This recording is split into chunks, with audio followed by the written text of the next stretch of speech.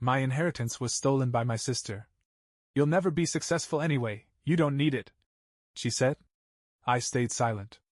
A year later, she showed up desperate and crying. I wish I could say I was surprised when it happened. That the betrayal came out of nowhere. But deep down, I always knew. I stood outside the lawyer's office, the weight of the past few weeks pressing down on me. My parents had passed suddenly, a car accident that left no time for goodbyes, no chance to settle old wounds. Grief alone was heavy enough, but I never expected what came next. I had always assumed things would be divided fairly.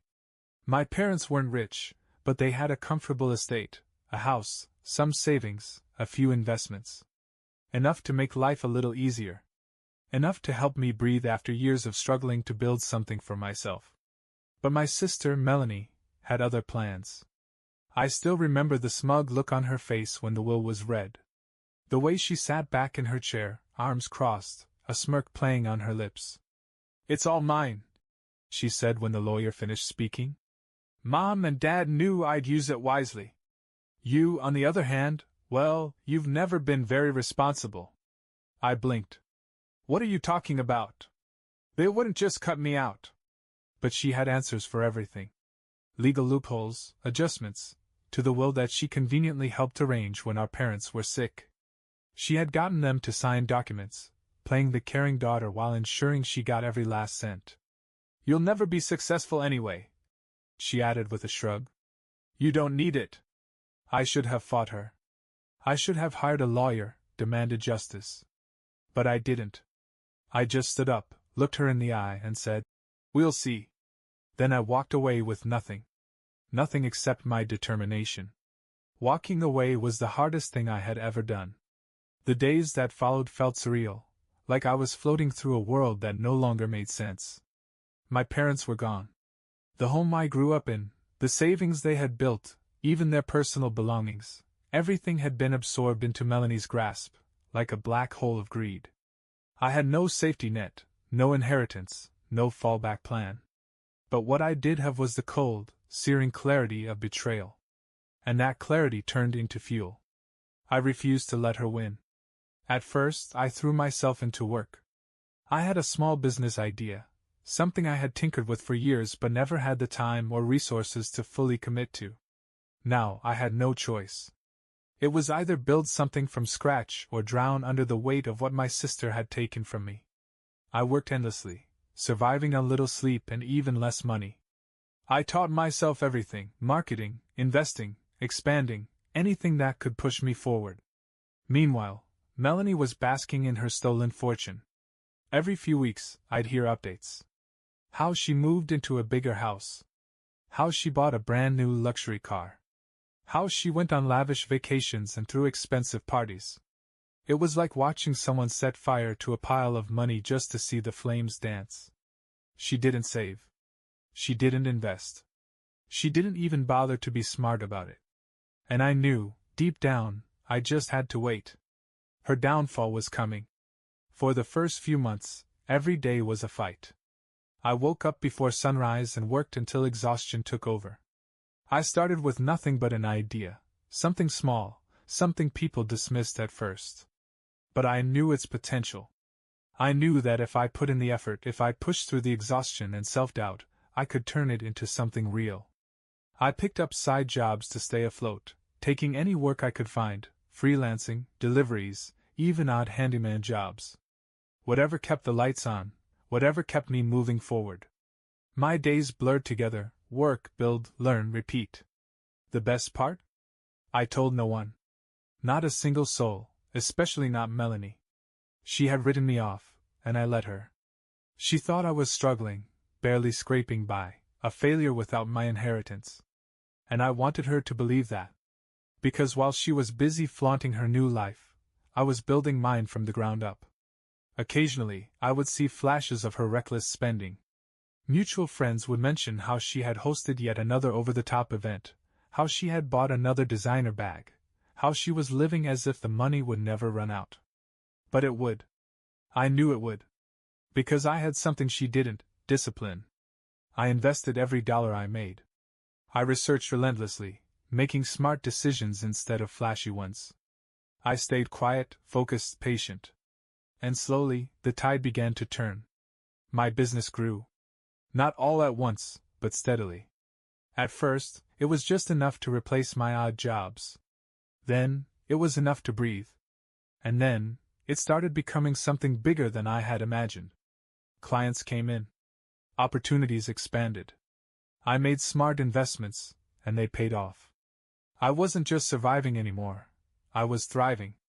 And all the while, Melanie continued to burn through her fortune like it would last forever. But forever was running out. A year had passed since my sister stole my inheritance. A year of silence. A year of work.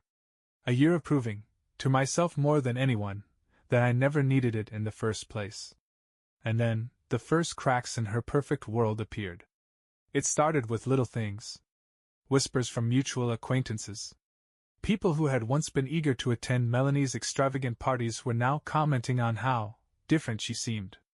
The lavish dinners became less frequent. The shopping trips, once a weekly indulgence, slowed down. She was still pretending, of course. Still putting on the act. But I could tell. The money was running out. Then, one evening, I got a text from a former family friend. "Hey, is everything okay with Melanie? She was asking around about borrowing money, figured you'd know what's up." I almost laughed. Borrowing money? Already? The thought of it sent a wave of satisfaction through me. Melanie had inherited everything, and it still wasn't enough. She had burned through what should have lasted her a lifetime in just a single year. I didn't respond to the message. I didn't need to. Instead, I waited. A month later, the facade was slipping fast. I ran into an old friend who had attended one of her parties, one of the last ones, apparently. "She seemed off," he said, swirling the ice in his drink. "Like stressed. Kept bringing up bad investments, and how people aren't paying her back. I dunno, man, it was weird." I just nodded, keeping my expression neutral. But inside I knew exactly what had happened. Melanie, in all her arrogance, had probably thought she could double her fortune. Maybe she had fallen for some flashy investment scheme. Maybe she had poured money into a business idea without doing any research. Maybe she had simply spent so recklessly that no amount of money could keep up. Either way, she was sinking.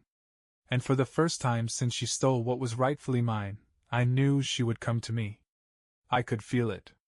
I had nothing when she abandoned me, no security, no financial cushion, no home. But now, I had built myself up. I had my own thriving business, stable investments, and a future that was mine. Melanie thought she had won. But the real game was just beginning. I didn't have to wait long. One evening, as I wrapped up work, my phone buzzed. An unknown number. I already knew who it was. I let it ring. A minute later, a text came through. "Hey, it's me. Can we talk?" I stared at the message, amused at how casual she was trying to sound, like she hadn't stolen from me, like we were just long-lost siblings catching up. I didn't reply. The next day, another text. "I really need to talk to you. It's important." Still, I ignored it. And then, 2 days later, there was a knock at my door. I opened it to find Melanie standing there, looking nothing like the confident, arrogant sister I once knew. Her hair was unkempt, her designer clothes looked slightly worn, and her eyes were puffy like she had been crying. For the first time in a year, I saw something in her face that I had never seen before. Desperation. "Hey," she said weakly. I leaned against the doorframe, arms crossed. "What do you want, Melanie?" She swallowed hard, glancing around as if embarrassed to be seen here. "Can I come in?" I let the silence stretch between us, letting her squirm. Then, finally, I stepped aside. She walked in hesitantly, her usual air of superiority nowhere to be found. I watched as she took in my place, modest but well-kept, a far cry from the flashy lifestyle she had been living. "So," I said, keeping my voice even, "what's so important?"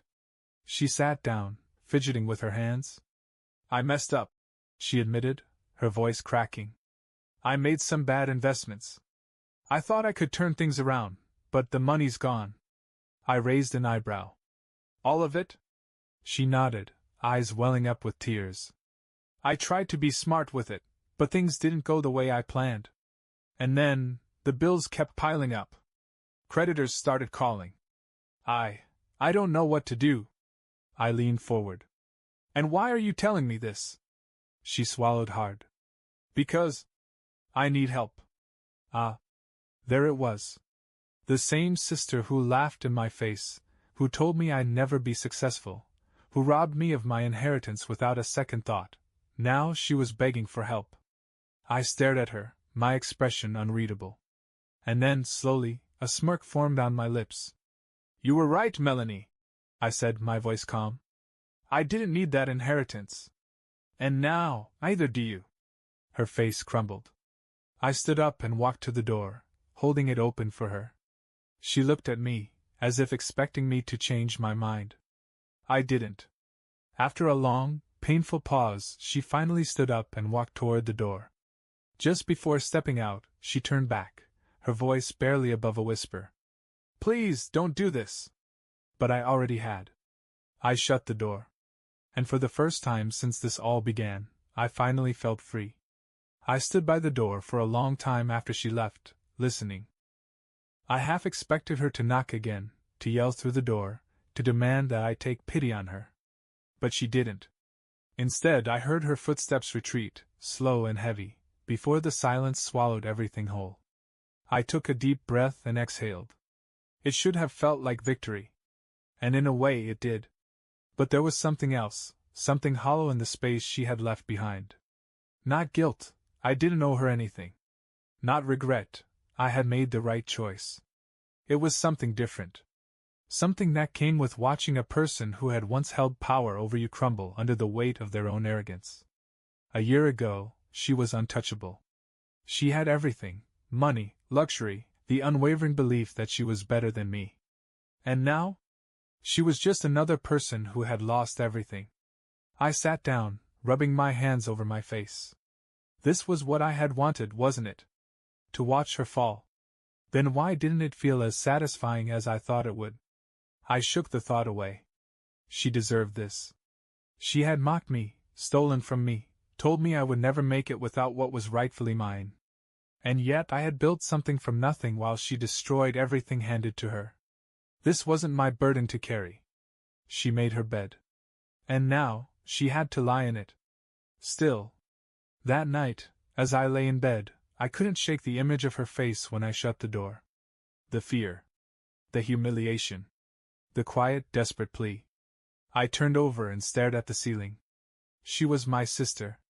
But then again, was she ever really my sister when she did what she did? The days that followed were eerily quiet. I expected Melanie to reach out again. A call. A text. Maybe even another visit. But nothing came. I told myself it was for the best. She had burned every bridge, and I wasn't about to rebuild one just so she could set it on fire again. She was on her own now. And yet I still found myself wondering, what was she doing? Was she scrambling to find a way out of her mess? Did she still have friends left to turn to? Or had they, like me, seen her true nature and abandoned her once the money was gone? I didn't know. And I didn't ask. I threw myself back into work. My business was thriving, growing faster than I ever imagined.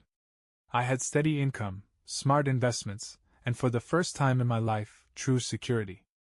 Ironically, I was living the life my parents' inheritance was supposed to give me, except I had earned every bit of it on my own. And then, a week later, I ran into someone who shattered the silence. I was grabbing coffee when I heard my name. I turned and saw Lisa, one of Melanie's old friends. Someone who had been part of the same social circles, the same parties, the same extravagant life my sister had built for herself.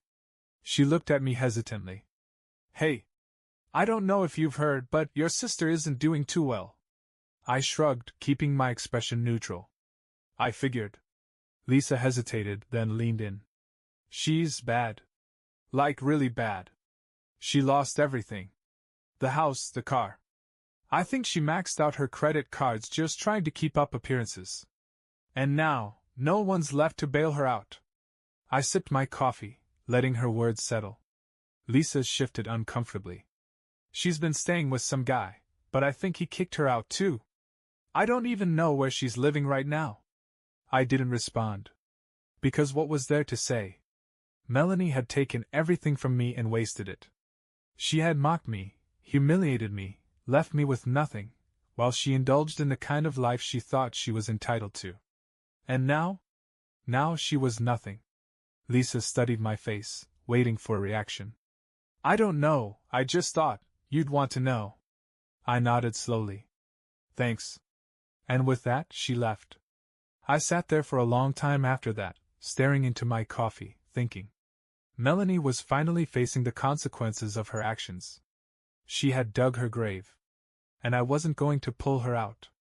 But for some reason, I couldn't shake the feeling that this wasn't over yet. I should have known she would come back. It was late, past midnight, when the pounding on my door started. Not a knock. Not a timid tap. Desperate, frantic banging. I sat up in bed, groggy but instantly alert.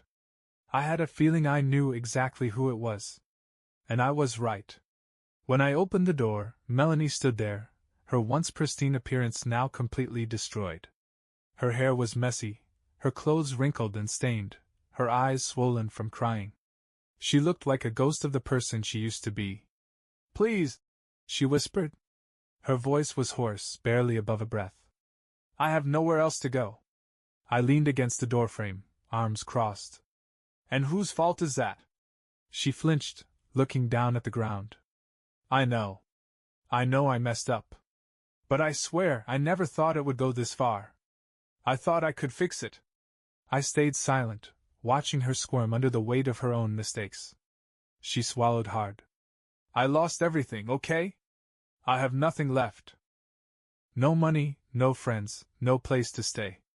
And she hesitated, voice cracking. I didn't know where else to go. I let her words hang in the air, cold and heavy. A year ago, she sat in a lawyer's office and stole everything from me with a smug smile on her face. She told me I'd never be successful, that I didn't need the inheritance because I'd never do anything worthwhile with my life. And now she was standing in front of me, a broken shell of herself, begging for help. Part of me wanted to tell her to leave, to throw her words back in her face. But instead, I asked one simple question. What do you expect me to do, Melanie?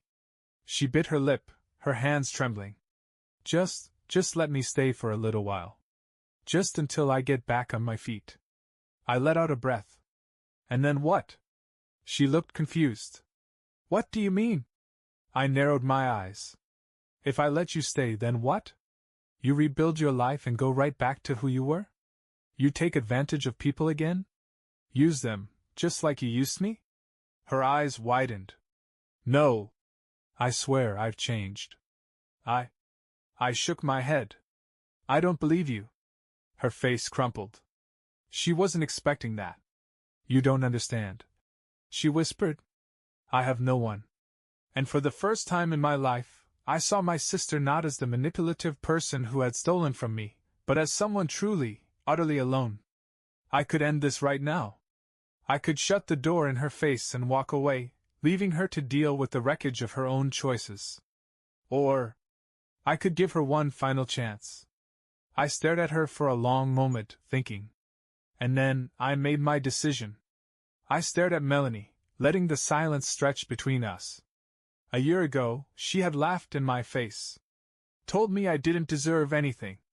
Stole my inheritance and spent it like the world owed her something. And now? She was standing at my door begging. The irony was almost poetic. She shifted under my gaze, her hands shaking, her face pale. Please, she whispered. Just a few nights. I'll figure something out. I sighed. You really think it's that simple? She blinked, caught off guard. What do you mean?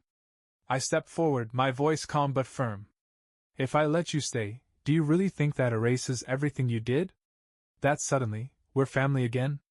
She swallowed hard. I don't know. Her voice cracked. I just need help. I closed my eyes for a moment, then opened them. This was it. The moment. I could do what she did to me, turn my back, walk away, leave her to fend for herself. It would be fair. It would be justified. But I wasn't like her. I would never be like her. I let out a slow breath. I'll make you a deal. Her eyes lit up with hope. Anything, she said quickly. You don't get to stay here, I said, watching her face fall. But I'll pay for 1 month at a cheap motel. 1 month. That's it. After that, you're on your own. Her lip trembled.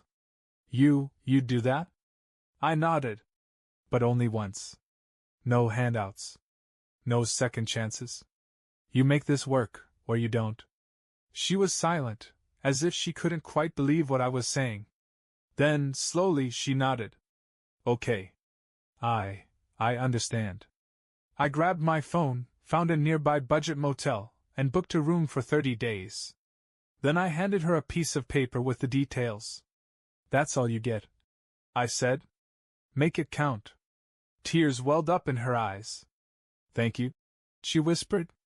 I nodded, stepping back toward the door. And just before I closed it, I met her gaze one last time. Don't waste this, Melanie, I said. Because I won't be here next time.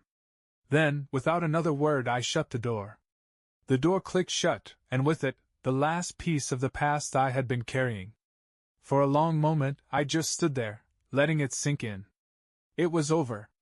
I hadn't forgiven Melanie. That wasn't what this was. She had stolen from me, humiliated me, and abandoned me when I needed her most. Some wounds don't heal, no matter how much time passes. But I wasn't going to let her define me anymore. I had spent the past year proving something, to myself, to the world, to the ghost of my parents' expectations. I built a life from the ground up, a life that wasn't dependent on anyone's handouts. And now, standing in my own home, built by my own efforts, I realized something. I had won.